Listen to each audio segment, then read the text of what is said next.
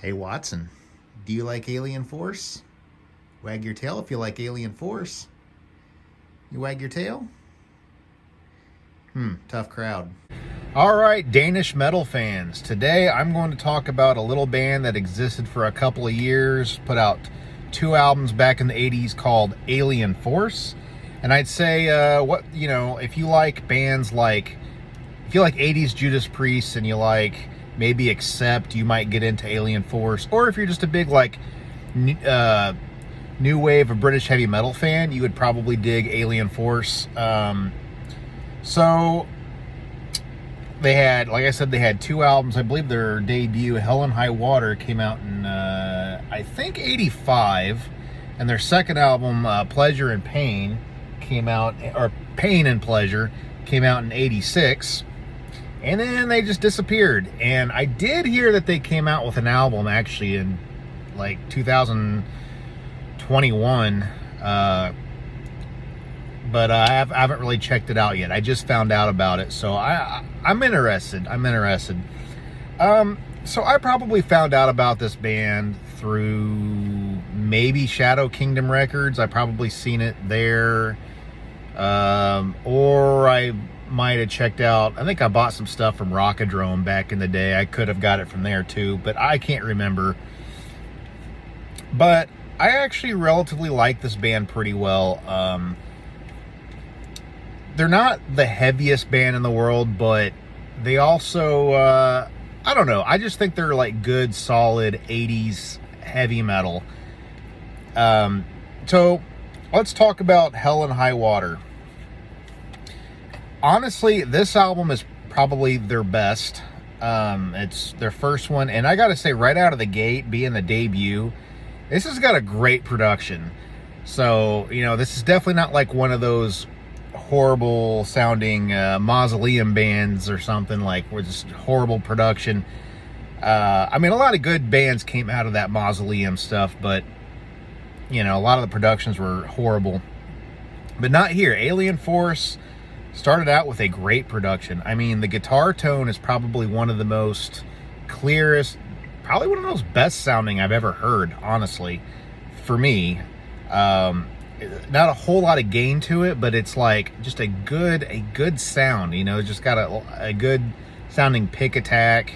I don't know, it's definitely not like a boring dry production. It's got like some delay and some reverbs, just the right amount. It's awesome. Another thing about this band I gotta say is the singer. I don't know his name, but the singer is great. I actually really like his voice. He's no Rob Halford, but just the sound of his voice, his delivery is really, really good.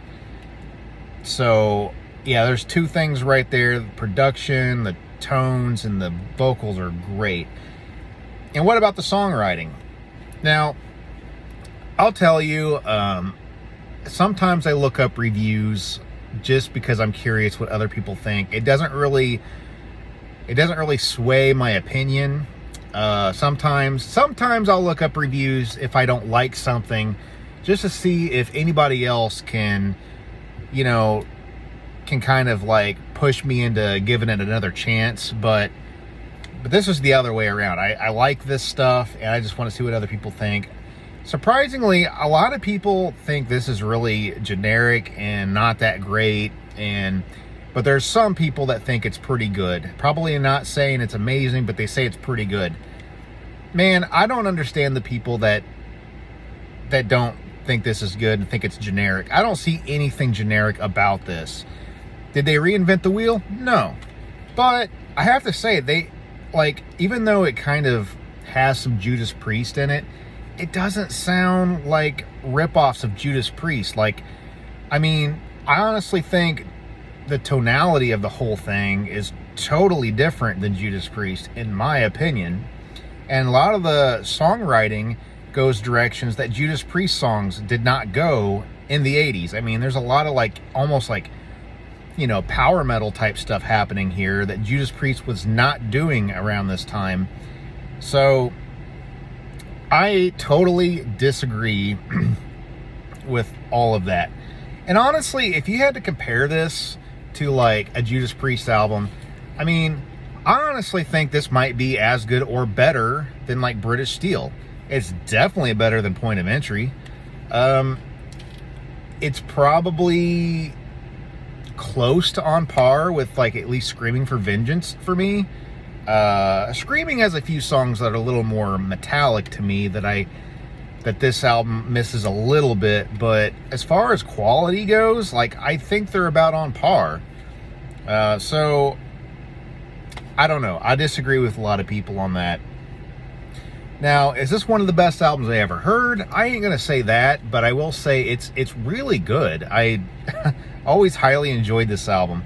So, okay, let's talk about the tracks. It starts off with 2U, amazing kind of a mid-paced, very Judas Priest type of song. Get It Out, the second track.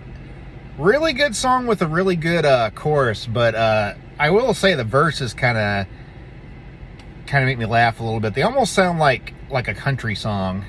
Well, I think I'm gonna write to you tomorrow. Like, I don't know, there's just something about that. Third track, Ripper. Nothing like The Ripper from Judas Priest. It kind of starts off as kind of a slower, kind of a darker song, and then really starts to, no pun intended, but it really starts to rip in the middle of it. It kind of speeds up into almost like a early speed metal type of song. And it's pretty cool. Nervous, another just typical 80s heavy metal song that I think is really good. I don't know, I just like it. Fly Away is a ballad. Honestly, I don't hate ballads, okay? I can dig ballads if they're good. I like this ballad. I think it's a good one. It's memorable and almost has like, and I don't mean this in a bad way, but like a 90s Metallica type of ballad. I can kind of see the songwriting kind of puts me in the mind of that just a little bit. And I don't mean that in a bad way, even though I don't really like 90s Metallica that much. But then we have Stranger, which might be the best song on the album. It kind of starts off with like a slower mid-pace, and then it kind of speeds up towards the end. It's kind of a cool song. Might be the best one on here. I don't know. Night of Glory is a little more generic for this album, but I think it's good. Hell and High Water is a good song. Feels a little more hard rock at times, but it's a pretty good song. Then Time Is Out is a really good song. So this whole album is pretty solid. And I got some bonus tracks, but I'm not really going to talk about those on here. Now, let's talk about their second album, Pain and Pleasure. So, this one, it's even got a little band photo on the back. Pain and Pleasure, I think, is a good album. I ended up getting this one, like, kind of way after I got the first one, actually several years after. For some reason, it started to get really hard to find. But it's got a lot of the same traits as Hell and High Water. I just don't think a lot of the songs are as good, and the production, that really perfect, crystal clear production of Hell and High Water, it's not 100% here, but it's still a good production. I don't really have anything majorly wrong with, I don't have anything majorly against it. But this one does start off with the heaviest Alien Force song, Through the Gates of Hell. This is kind of a speed metal, fast, furious song. The singer's even getting a little more intense on this album, which I think is kind of cool. They can write some good heavy stuff, apparently. And you got songs like Pain and Pleasure, the title track. It's a good, mid-paced heavy metal song. Hunter's Thrill. It's like the songs they're starting to get a little lighter as they go. It's still good. Don't Touch the Fire is a ballad. Not quite as good as the ballad on the other album, but it's okay. Alien's a pretty good song. Miracle's okay. I'm Back's pretty good. And I'm Leaving, I think, was pretty good. This one I don't listen to quite as much as Hell and High Water. Like this one don't really blow my mind as much, but the highlights, I would say Through the Gates of Hell is definitely a highlight of this album. That song is just absolute fire. And I'd say Pain and Pleasure is probably one of the highlights. Yeah, this one's good, but it just kind of lacks a little bit in the songwriting, but it's good. And in the pressings I got here are both on Carthago Records. I don't know what Carthago, if it's still a thing nowadays or not, but they did do some re-releases that were really nice. And also, I think these have been re-released on, shoot, what's that? High Roller, yeah, they put it out. And I kind of almost want to re-buy them because they come with posters and stuff, but I don't know, I probably will. There's nothing wrong with these, they sound good. So, that's really all I got to say about Alien Force. I think they're a good band. I think the reviews of other people don't do them justice. The second album I can kind of see, you know, maybe a little generic, maybe not the greatest, despite a couple of tracks. But Hell and High Water, I think, is a pretty cool album to go check out. Definitely. So, thanks for watching. Like, subscribe, whatever. I'll keep doing these. Till next time, stay metal.